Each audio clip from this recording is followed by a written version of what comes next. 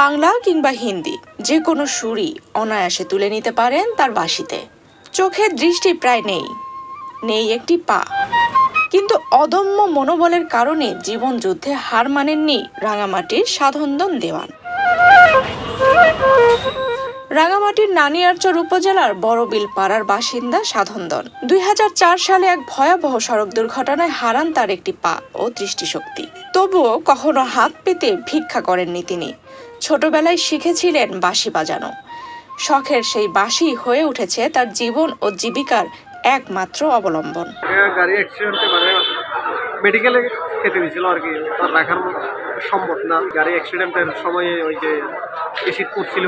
রাঙামাটির বনরূপা সমতাঘাট বাজারে গিয়ে দেখা যায় এক পায়ে ভর দিয়ে কখনো দাঁড়িয়ে কখনো বা বসে বাঁশিতে তুলছেন মোহনীয় সুর। কাঠফাটা রোদ হোক বা ঝড়ো হাওয়া, তার বাঁশির সুর কখনোই থামে না। সাধনদন তার মন কাড়া বাঁশির সুরে মুহূর্তেই জয় করে নেন মানুষের মন।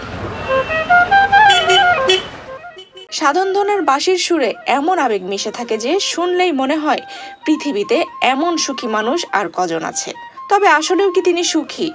সারাদিন এক পায়ে দাঁড়িয়ে বাঁশি বাজিয়ে উপার্জন করেন মাত্র 200 থেকে 300 টাকা। সংসারে রয়েছে স্ত্রী ও তার 3 সন্তান।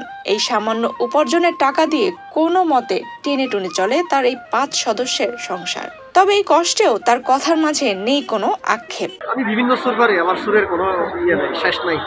যে কোনো সুর পারি আমি, চাকমা সুর, বাংলা, হিন্দি, বিভিন্ন সুর বাজাইতে পারি। বাঁশি বাজিয়ে বেশি হয় না তো, 300-400 টাকা যা পাই আর কি, 200-300 টাকা এখানে কোনো মতে চলতে তো হবে। চলে না, কিন্তু তারপরেও কষ্ট করে চলতে হয় আর কি।